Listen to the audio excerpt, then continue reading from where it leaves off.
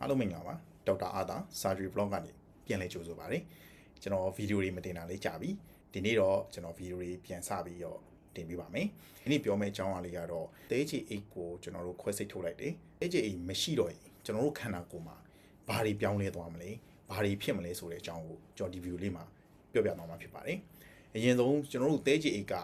ဘာတွေလုပ်ပေးလဲဆိုတာသိထားဖို့လိုပါတယ်တဲချီ8ဆိုတာအသေးအောက်နားမှာကတ်နေတဲ့တစ်တော်ဒီပုံစံအိတ်လေးဖြစ်ပါတယ်အသေးကနေထုတ်ပေးတဲ့အစာချေရည်တဲချေရည်တွေကိုသူကတူလောင်ပေးထားတာပါအထူးသဖြင့်ကျွန်တော်တို့စားတောက်လိုက်တဲ့အစားအသောက်တွေထဲမှာအဆီတွေပါတယ်အဲ့အဆီတွေကိုခြေဖြတ်ဖို့အတွက်တဲချေအိတ်ကနေတဲချေရည်တွေကိုညှက်ထုတ်ပေးပါတယ်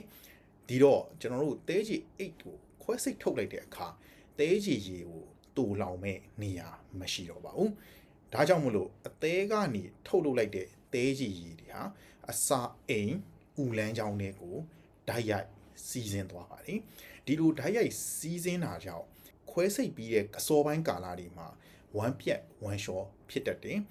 ကျွန်တော်တို့ရဲ့ခန္ဓာကိုယ်ကဒီသေးချေရည်မရှိတဲ့အချိန်တွေကိုပေါ့နော်ကျင့်သားရဖို့အချိန်အနည်းငယ်ယူရလိမ့်ရှိပါတယ်ဒါကြောင့်ခွဲစိတ်ပြီးကာလမှာကျွန်တော်တို့ဘိုက်အောင်တာမျိုး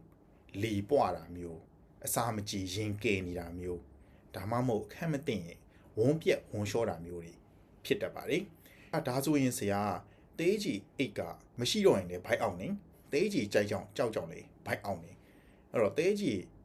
ကြောက်ခွဲစိတ်ထုတ်လိုက်လေဘိုက်အောင်တာမပြောက်ဘူးလားဆိုတော့ဒီလိုတော့မဟုတ်ပါဘူးကျွန်တော်တို့ခန္ဓာကိုယ်ကဒီတေးကြီးအိတ်မရှိတဲ့အခြေအနေကိုကျင်သားယူတဲ့ဟာကရက်တရပတ်အနေငယ်လအနေငယ်ကနေပြီးတော့အချို့လူတွေမှာတစ်နှစ်အထိကြာတတ်ပါတယ်ဒါက